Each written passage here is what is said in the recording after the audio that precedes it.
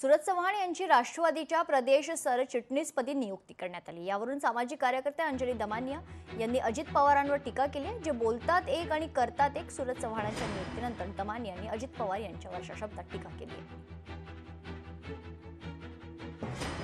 कठोर निर्णय घेऊन सुरज चव्हाणांना राष्ट्रवादी पक्षाने बाजूला केलं आणि असं ट्विट हे अजित पवारांनी 21 जुलै रोजी केलं आणि एक्झॅक्टली 23 दिवसानंतर पलटून म्हणजे जे युवक अध्यक्ष होते त्यांना प्रमोशन देऊन सरचिटणीस केलं।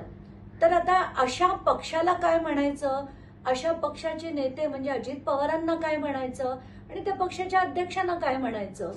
तर जे त्यांच्या शब्दाला खरे राहू शकत नाहीत, जे बोलतात एक आणि करतात एक असे जे लोक असतात, त्यांच्यावर आता जनतेने किती विश्वास ठेवायचा आहे जनतेने ठरवायला हवं।